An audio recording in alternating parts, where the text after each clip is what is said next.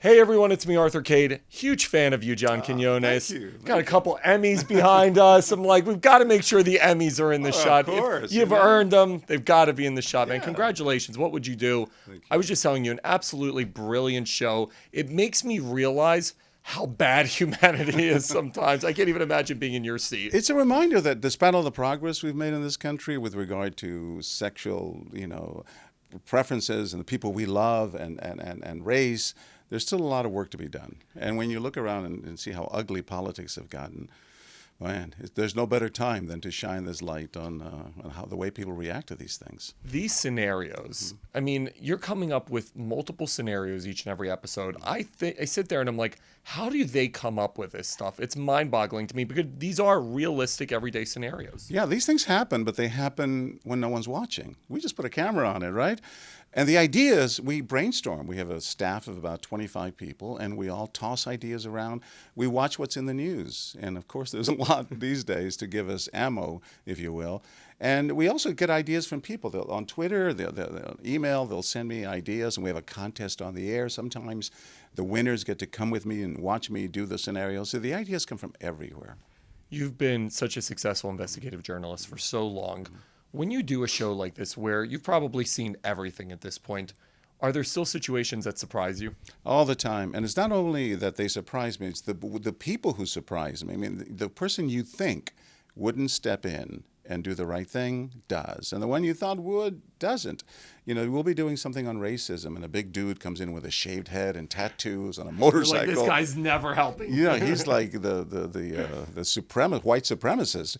And it turns out he's a teddy bear, the kindest human being. And the little old lady with the flower in her hair and the pretty dress, she turns out to be the meanest witch. You just never know.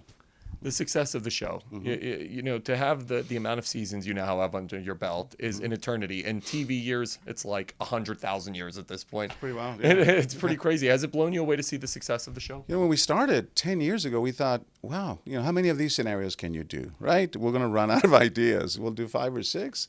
Here we are, 10 years into it. We've done 500 different scenarios, and we're still doing well, and we're still coming up with ideas. I think it forces you to put yourself in the shoes of the people you're watching, and you see the wheels in their heads turning, and I think the viewer at home just wants to be there. We've all been there. I get emails all the time from people saying, John, or on Twitter, John, I had a what would you do moment today. Where were you? I thought you were going to come out. People are writing to me saying, tell me this whole election cycle with Clinton and Trump is all one big what would you do scenario. You're going to come out at the end and say, we were kidding. It was just what would you do. It just resonates with the audience. Someone told me the other day that the world would be a better place if we all thought John Quiñones and his cameras were watching us in the next room. Isn't that because the we truth? would all be, Arthur, we'd be on our best behavior. Some of us would be. I still think I don't have enough faith in humanity. Speaking of the election cycle, this is crazy what's going on. It's nuts. What are your thoughts? I mean, what happened last night? Now we were talking about it.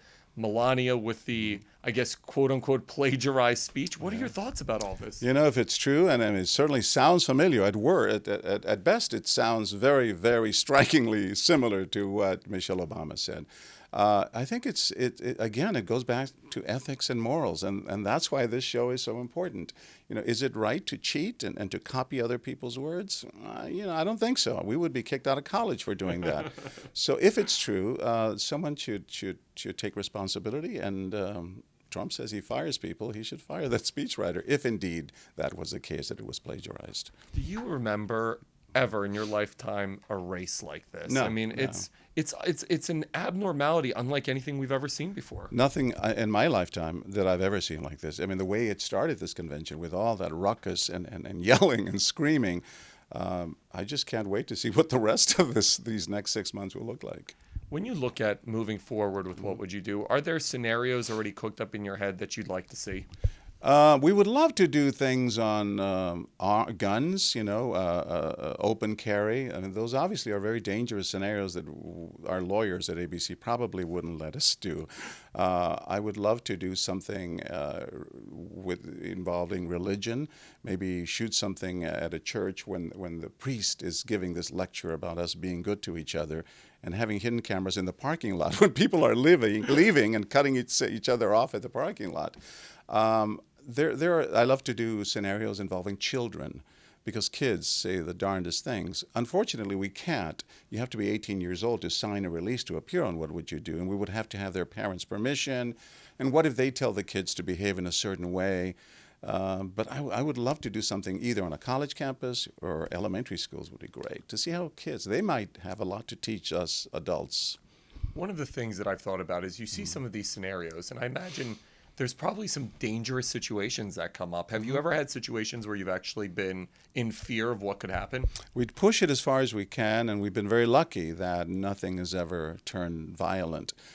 We have a security guard who's sitting there watching it all develop, who's closer to the action than I am. He's a former cop in plain clothes. He pretends he's just eating his pancakes when all this is going on, and he will jump up and stop it if things appear to be out of control. But I think I've gauged it pretty well to stop it before it gets to that point. People yell and kick and scream, and we just have to gauge the exact moment to break it. And that's part of the excitement of the show, of course.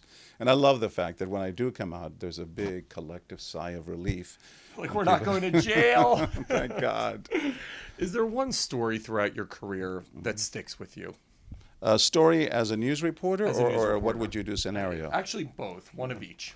I grew up in poverty in Texas, Mexican American. I didn't speak English when I was 6 years old. My mother was the most compassionate woman in the world. So the stories that have won all the awards have been stories that deal with that segment of humanity that gets very little attention. I love to go places and shine a light on communities that otherwise wouldn't have a voice. So my favorite stories, the first Emmy I won was for a story I did on children who cut sugarcane as slaves, Haitian children in the Dominican Republic, sugar that then we buy and use in our coffee. Unbeknownst to us, it's being harvested by slaves. Another one of my favorite stories was a story about children who live in the sewer systems of Bogota, Colombia, in South America. Can you imagine 300 kids who are runaways, castaways, kids nobody else wants, subsisting next to the rivers of waste, some of them as young as 6 and 7 years old? We went down there. We literally shined the light of that camera on that civilization of kids. I call it a civilization, that existence. And once it aired, people watching the show on primetime live at ABC sent in $1 million in donations, and those kids were all pulled out of the sewers. Those stories, remind you why we got into this business to begin with. How about What Would You Do? One of the situations that really sticks with you. I was in Freehold, New Jersey. We were shooting a scenario. What would you do if you're at a restaurant and the owner of the restaurant doesn't want to sell food to these Mexican day laborers who don't speak English? They're actors, of course, but when they walk in, the owner says, "I'm sorry, you don't speak English?" They try to order in Spanish. And I was one of the actors. For once, I put myself in that situation, so I spoke only Spanish, and I dressed down, obviously. And I pretended to be just a day laborer. And the guy behind the counter saying things like, go to Taco Bell, or get back on your trucks and go to Mexico. We're building a wall to keep you people out. And despite the fact that I knew, of course, that this was all an act, those words, I got to tell you, Arthur, cut through me like a knife. And who would speak for us? And there were folks who didn't. There were folks who said, "Yeah, that's right. Don't serve them. I'm sorry. You got to speak English. He owns the place. Maybe you should go to Taco Bell." Amazing. That's amazing. And that sticks with me. That's one of my favorites. For anybody who's never seen the show, and there aren't a lot of people that can say that, what do you hope they take away if they saw it for the first time? I hope it reminds us that there's a lot of work to be done in this country with regard to accepting people who are different from us, whether it's relationships, whether it's the people we love, whether it's the color of our skin or the accent in our voice, whether it's religion. There's work to be done. And when you are so quick to say, "Oh, that wouldn't happen. That black person is complaining using the race card. They never follow him around in a fancy boutique in New York just because he's black." Well, guess what? We put a camera on it, a hidden camera on it, and it does happen. And there are people who support a black person being shaken down at a fancy boutique simply because of the color of his skin. So I think it's a valuable reminder to all of us that despite all the work we've done and the progress we've made with regard to all these issues, there's still work to be done. A long way to go. Yeah. John, now you're more awesome. than ever. You're awesome, man. Congratulations on the show, man. It's a really terrific show.